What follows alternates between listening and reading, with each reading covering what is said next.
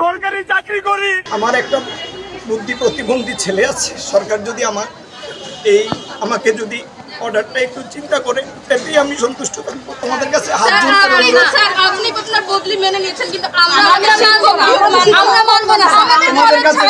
তোমাদের কাছে তোমরা আমার চাকরি দেখায়। আমি সরকারি চাকরি করি, আমার বদলি আমার সরকারি চাকরি হবে। আমার ক্ষতি করো না। তোমরা আমার ক্ষতি করো না।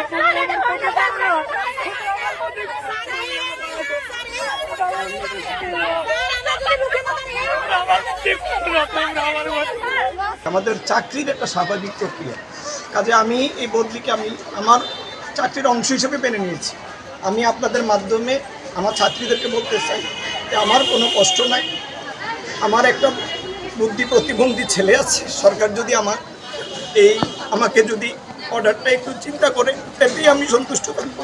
আমি ছাত্রীদেরকে আমার এই বদলির জন্য কোনো আমি ওদেরকে অনুরোধ করবো ওরা যেন এখান থেকে চলে যায়। আর আপনাদের মাধ্যমে আমি জানাতে চাই আমার এই অর্ডারে আমার কোনো কষ্ট, আমি চাকরি করি, আমার যে কোনো জায়গাতেই আমার চাকরি করতে হবে, বাংলাদেশে যে কোনো জায়গায় আমাকে চাকরি করতে হবে। আপনাদের মাধ্যমে আমার ছাত্রীদেরকে আমি সুস্থ করতে চাই। তোমরা আমাকে ফিল করো, এটা আমি জানি। তোমাদের কাছে হাত জোড় করে অনুরোধ। স্যার, আপনি আপনার বদলি মেনে নিয়েছেন, কিন্তু তোমাদের কাছে বিনীত অনুরোধ। না স্যার, আমাদের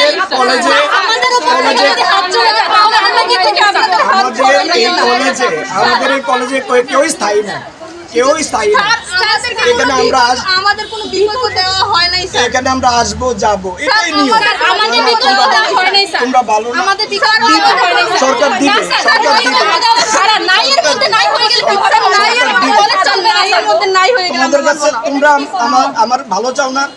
তোমরা যদি আমার ভালো চাও তাহলে তোমরা এগুলো থেকে দূরে স্যার, নেক্সট যে অন্য কোনো শিক্ষক হবে না সেটা গ্যারান্টি কে? আমরা যে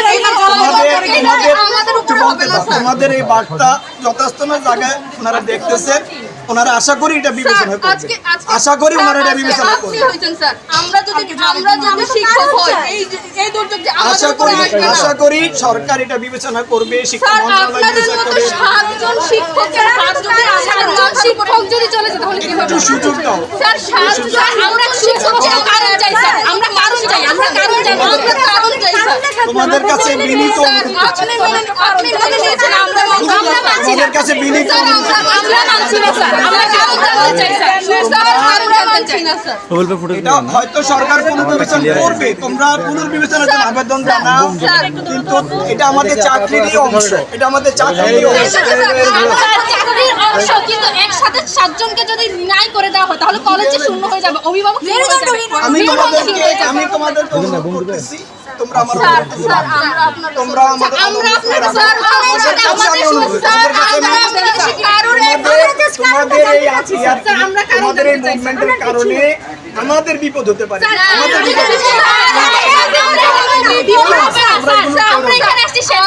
যদি কোনো বিপদ হয়, 100 জন আসছে, কালকে 500 জন, 1000 জন আসবে, আমাদের শিক্ষকরা কিছু করবে, আমরা নিজেদের